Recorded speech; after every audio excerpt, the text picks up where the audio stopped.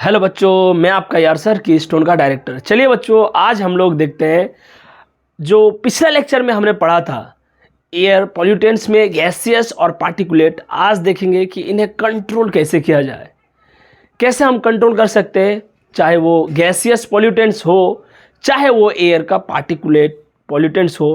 बच्चों सबसे पहले देखिए आप, हमने जो पॉल्यूटेंट्स था वो दो प्रकार का था, हमने लिख दिया गैसियस। और गैसियस पॉल्यूटेंट्स को कंट्रोल करने का तीन तरीका है, कंबशन, एब्जॉर्प्शन, एडजॉर्प्शन। वैसे तो आपके लिए ये इम्पॉर्टेंट है ही नहीं, क्योंकि आपके एग्ज़ाम का सिलेबस नहीं है। यहाँ से क्वेश्चन नहीं आएगा आपका कि गैसियस जो गैस थे, गैसियस पॉल्यूटेंट्स थे, उन्हें कैसे कंट्रोल करना है, उनके लिए क्या क्या तरकीब है, हम क्या क्या करके इन्हें कंट्रोल करते हैं। जो भी आपने गैसियस पॉल्यूटेंट्स पढ़े होंगे, चाहे वो सल्फर डाइऑक्साइड हो, चाहे वो नाइट्रोजन का ऑक्साइड्स हो, चाहे कार्बन डाइऑक्साइड या फिर मोनोऑक्साइड ही हो कार्बन का, ये सब के सब इसमें आ रहे हैं। और इन्हें कंट्रोल करने का ये तीन तरीका बताया है, कंबशन, एब्जॉर्प्शन, एडजॉर्प्शन। बट मैं सिमेट्री को मेंटेन रखते हुए, यानी जब मैं ये बताऊंगा तो वो भी मैं आपको बताऊंगा, ऐसा नहीं मैं नहीं बताऊंगा। वैसे तो ये आपका सिलेबस का हिस्सा नहीं है, बट मैं इसे बताऊंगा। और जब बताना है बच्चों सिलेबस में नहीं है तो फिर हमें बाद में उससे करना है, पहले ही से करना है बच्चों, क्योंकि आपका एग्जाम से रिलेटेड है। पार्टिकुलेट मैटर्स को, पार्टिकुलेट मतलब जानते हैं आप, छोटा छोटा डस्ट पार्टिकल वगैरह जो हम लोग अभी देख रहे थे, सस्पेंडेड, सेटलेबल, उन सब पार्टिकल्स को एयर से रिमूव करने का जो तरीका है वो दो है, एक एरेस्टर और इलेक्ट्रोस्टैटिक प्रेसिपिटेटर। सर ये क्या है सर? ये दोनों अलग अलग मशीन है। ये एक मशीन है, डिवाइस है, ये एक डिवाइस है। इन दोनों को यूज करके एक एक करके हम देखेंगे कि कैसे हम एयर से पार्टिकुलेट मैटर्स को रिमूव कर सकते हैं और हम एयर को क्लीन कर सकते हैं। तो अभी हमारा काम है बच्चों इन दोनों को एक एक करके समझना कि कैसे सर पार्टिकुलेट मैटर में छोटा छोटा पार्टिकल्स है, उन्हें हम कैसे रिमूव कर सकते हैं। तो हम ये दोनों से रिमूव करेंगे बच्चों।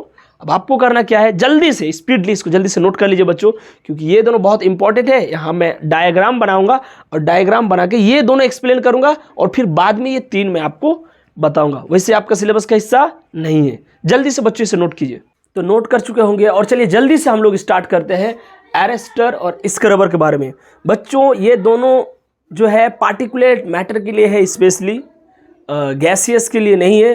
बट इसमें से जो स्क्रबर है वो दोनों का यूज़ आता है, ये अच्छी बात है। चलिए हम सबसे पहले एरेस्टर को देखते हैं। सर एरेस्टर क्या करेगा? ये जो है एयर में जो छोटा छोटा पार्टिकुलेट मैटर जो हम लोग पढ़ रहे थे, पार्टिकुलेट पॉल्यूटेंट्स, ये उन्हें एयर से दूर करेगा। कैसे करेगा? बड़ा इंटरेस्टिंग है बच्चों, समझते हैं। ये for removing of fine particles, जो छोटा फाइन पार्टिकल्स है, सस्पेंडेड पार्टिकल्स जो हम लोग देख रहे थे, उन्हें ये दूर करेंगे। मोस्ट वाइडली यूज, सबसे ज़्यादा यूज़ किया जाता है arrester. It can remove 99% particulate matter. ध्यान रहे बच्चों, 99%। जो हद से ज़्यादा छोटे होंगे वो तो यहाँ भी नहीं रुकेंगे बच्चों।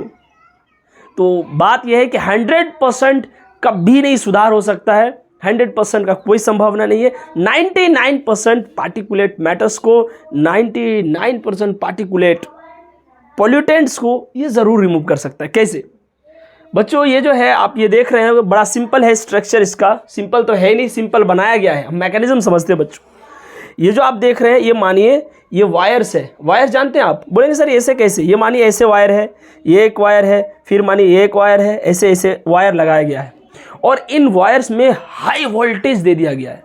अच्छा, हद से ज़्यादा हाई वोल्टेज देने से होता क्या पता है? आप इलेक्ट्रोस्टैट में पढ़े होंगे बच्चे, कोरोना डिस्चार्जिंग होता है। सर ये क्या हो गया? कोरोना डिस्चार्जिंग का मतलब वहाँ से इलेक्ट्रॉन एमिशन होता है। क्या होता है बच्चों? इलेक्ट्रॉन एमिशन होता है। इलेक्ट्रॉन पॉजिटिवली चार्ज पार्टिकल है कि नेगेटिवली? नेगेटिवली। इलेक्ट्रॉन पर चार्ज कैसा रहता है? नेगेटिव। ध्यान आ रहा है आपको? इसमें हाई वोल्टेज वायर से ये आप ऐसे देख रहे हैं, इसीलिए ऐसा दिख रहा है आपको, समझ रहे हैं आप ऐसे देख रहे हैं तो इसीलिए आपको ऐसा दिखाई दे रहा है कि कुछ ऐसा है, लेकिन ये ऐसे ऐसे वायर्स है, एक वायर, दो वायर, तीन, चार वायर। इसमें हाई वोल्टेज दिया गया बच्चों, और हाई वोल्टेज देने के कारण यहां से इलेक्ट्रॉन निकलेगा। क्या निकलेगा? इलेक्ट्रॉन्स। इलेक्ट्रॉन पर चार्ज कैसा है? नेगेटिव। ध्यान रहे। अब हम इधर से डर्टी एयर को पास करेंगे। सर डर्टी एयर मतलब ऐसा एयर जिसमें पार्टिकुलेट पॉल्यूटेंट्स है, यानी छोटा सस्पेंडेड पार्टिकल्स इस एयर में है। हम ऐसा एयर को यहां से पास करेंगे। सर पास करेंगे तो क्या होगा? जो छोटा पार्टिकल्स आएगा, उन पार्टिकल्स में इलेक्ट्रॉन चिपक जाएगा। क्या होगा? इलेक्ट्रॉन उसमें लग जाएगा। यानी जो उधर से एयर के साथ छोटा छोटा जो सस्पेंडेड पार्टिकल्स है, उसमें यहाँ से रिलीज हुआ जो इलेक्ट्रॉन, ये इलेक्ट्रॉन यहाँ से रिलीज हुआ, वो उनके साथ अटैच हो जाएंगे। ऑल ओवर नेट चार्ज क्या होगा? नेट चार्ज हो गया नेगेटिव। यानी पार्टिकल न्यूट्रल था, पार्टिकल आया, इलेक्ट्रॉन उसके साथ जुड़ गया, ऑल ओवर चार्ज क्या हो गया? Negative charge. और इसी का फायदा उठाते हुए हम आगे लगा देंगे पॉजिटिवली प्लेट्स। क्या लगा देंगे बच्चों? ये ग्राउंडेड रहता है, फिक्स रहता है, ऐसे ऐसे ऐसे ऐसे ऐसे। ये पॉजिटिवली चार्ज्ड प्लेट को हम यहां पर फिक्स कर दिए। तो सर क्या हो गया भाई? आगे से नेगेटिव पार्टिकल आ रहा है और यहां पर पॉजिटिवली चार्ज प्लेट्स है, तो ये यहां पर आके चिपकेंगे या नहीं? समझ में आ रहा है आपको? ये ऑटोमेटिक यहां पर आके चिपक जाएंगे और ऐसे ऐसे ऐसे ऐसे यहां पर जो इलेक्ट्रॉन्स के साथ साथ जो डस्ट था, डस्ट के साथ साथ इलेक्ट्रॉन, वो इसमें आके ऐसे चिपक जाएंगे और यहां से हमारा फ्रेश एयर निकल जाएगा।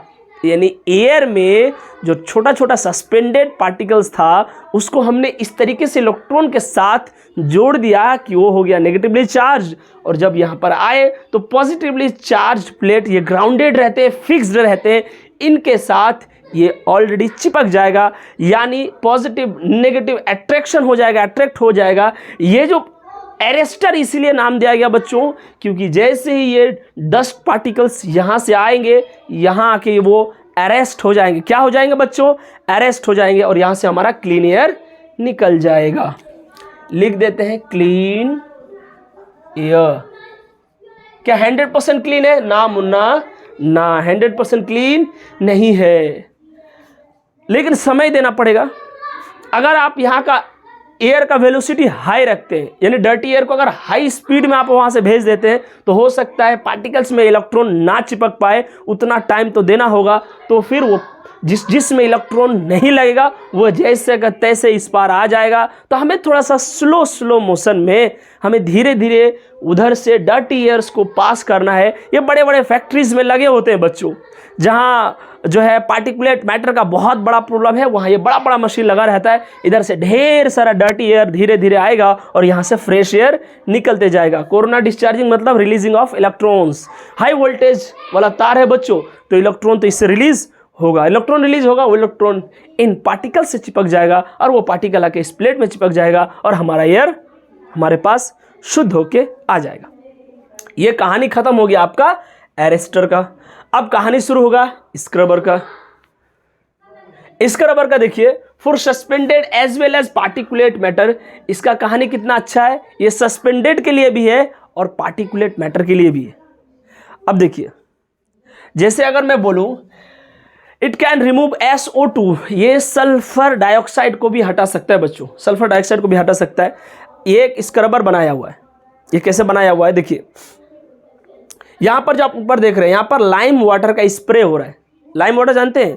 मानिए ऐसा पाइप है, इस पाइप में लाइम वाटर जा रहा है, ये नॉर्मल वाटर नहीं है, लाइम वाटर जा रहा है और उस लाइम वाटर में स्प्रे के थ्रू यहां से वाटर गिर रहा है ऊपर से, ऐसे जैसे स्प्रे।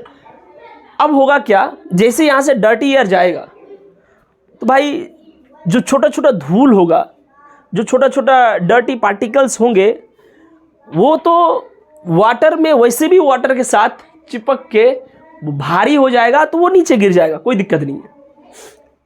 फिर बच्चा पूछेगा सर वो तो पानी भी कर सकता था, तो लाइम वाटर लगाने का, लाइम वाटर देने का क्या ज़रूरत था?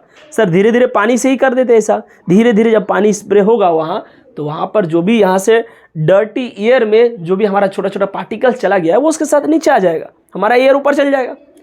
लेकिन वहाँ पर हम लाइम वाटर इसीलिए दिए ताकि वो SO2 को भी एब्जॉर्ब कर पाए, या सॉरी SO2 को भी एब्जॉर्ब कर पाए, क्योंकि SO2 जो होता है वो लाइम वाटर के साथ रिएक्ट करता है बच्चों, और उसके साथ वो PPT बना लेगा और नीचे आ जाएगा। यानी यहाँ से सल्फर ऑक्साइड, सल्फर डाइऑक्साइड भी यहाँ से बच सकता है, नीचे आ सकता है। अगर इस एयर में सल्फर ऑक्साइड का कंटेंट ज़्यादा है तो हम लाइम वाटर यूज़ करेंगे, और सल्फर के साथ साथ हमारा सस्पेंडेड पार्टिकल्स भी, और पार्टिकल्स के साथ साथ हमारा सल्फर भी नीचे आ जाएगा और हमारे यहाँ क्लीन एयर निकल जाएगा। ये भी 100% एफिशिएंट नहीं है। समझ में आया आपको हम क्या बोल रहे हैं? यहाँ से डर्टी एयर है, यहाँ डर्ट वगैरह सब कुछ है, छोटा छोटा छोटा छोटा छोटा छोटा छोटा छोटा धूल है बच्चों। जैसे जाएगा ये धीरे धीरे, जब इसमें पानी गिरेगा ऊपर से तो ये पानी के साथ भीग के थोड़ा सा भारी होगा तो ये ऑटोमेटिक नीचे आ जाएगा। और सल्फर का बात है तो सल्फर लाइम वाटर के साथ रिएक्ट करके पीपीटी बना के नीचे गिर जाएगा यहाँ पर। ठीक है बच्चों, तो यहाँ पर हमारा स्क्रबर और एरेस्टर ये दोनों ही खत्म हो रहा है। और अब हम लोग देखेंगे कि गैसियस पॉल्यूटेंट्स को कैसे रोका जाए। वैसे तो आपका सिलेबस का हिस्सा नहीं है, बट मुझे लगता है बताना चाहिए जब साथ साथ चल रहे। तो ये दोनों मैंने आपको बता दिया, एरेस्टर भी और स्क्रबर भी। नाम अच्छे से ध्यान रखना बच्चों, हाँ इतना डिटेल में बोला जा रहा है। इनका काम क्या है, पार्टिकुलेट मैटर्स को हमारा एयर से सेपरेट करना और हमें फ्रेश एयर देना। कोई नहीं बोलेगा ये अच्छा है या ये अच्छा है, दोनों अच्छा है बच्चों। अगर सल्फ़र का भी प्रॉब्लम है साथ में तो इसे यूज़ करो, सल्फ़र नहीं है इसे यूज़ कर लो, कोई दिक्कत नहीं। ठीक है बच्चों, जल्दी से इसे नोट कीजिए और फिर हम लोग अभी आपको समझाएंगे गैसियस वाला। जल्दी से नोट कीजिए। तो बच्चों वैसे तो ये आपका एग्ज़ाम का हिस्सा नहीं है, लेकिन चलिए हम लोग फिर भी समझते हैं।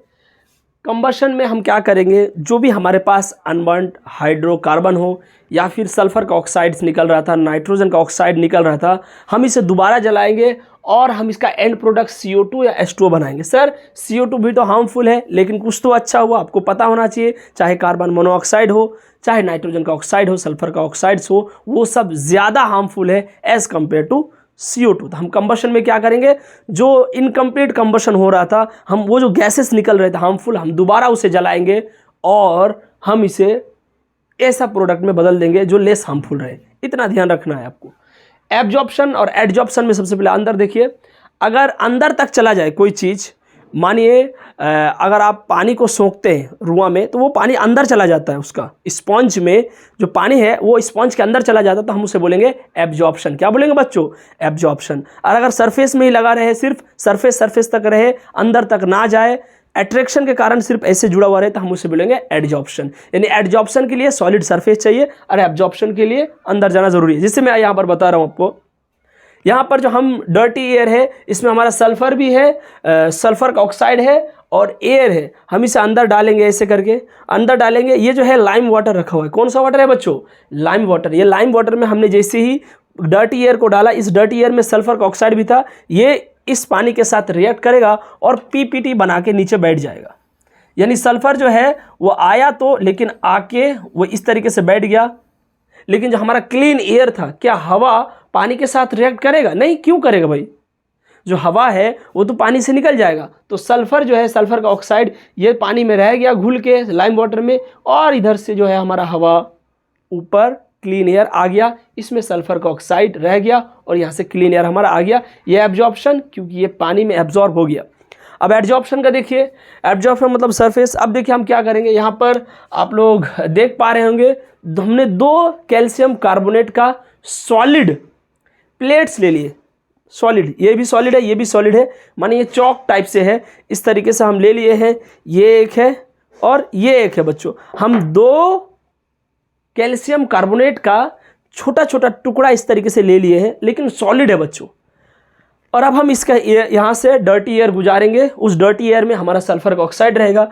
और अब क्या होगा, जो सल्फ़र का ऑक्साइड है वो कैल्शियम कार्बोनेट में जाके ऐसे ऐसे होके एडजॉर्ब हो जाएगा। क्या हो जाएगा बच्चों, एडजॉर्ब हो जाएगा। एब्जॉर्ब नहीं, एडजॉर्ब। ये ऊपर ऊपर ऐसे जाके लग जाएंगे, अंदर तक नहीं जाएंगे। जैसे वाटर के अंदर चले गए थे ऐसा नहीं होगा, ये ऊपर ऊपर ऐसे चिपक के रह जाएगा, हमारा क्लीन एयर यहाँ से निकल जाएगा। एब्जॉर्प्शन हो गया, एडजॉर्प्शन हो गया, कंबशन हो गया, कहानी ख़त्म हो गया। यानी हम लोग देख चुके हैं कि चाहे पार्टिकुलेट का हो या फिर आपका गैसियस हो, मैंने दोनों ही आपको बता दिया है। और हालांकि ये आपका सिलेबस में नहीं है, फिर भी मैंने आपको बता दिया ताकि अगर आपको कभी कोई पूछे जब साथ में चल रहा है तो बता देना चाहिए। और नेक्स्ट लेक्चर से बच्चों हम लोग नया चीज़ स्टार्ट करेंगे और जल्दी से आप लोग इसे नोट कीजिए, सोचिए मत ज़्यादा, जितना बताया गया है उतना ध्यान रखना है आपको। एग्ज़ाम में आने का चांसेस इसका कम है, नहीं के बराबर, लेकिन वो एरेस्टर और स्क्रबर ज़रूर आएंगे बच्चों, इसीलिए उन और डिटेल में बताया गया है आपको। ठीक है बच्चों, गर्मी बहुत ज़्यादा है, मिलते हैं नेक्स्ट लेक्चर में। तब तक के लिए खुश रहिए, मस्त रहिए और ज़बरदस्त रहिए। थैंक्स बच्चों।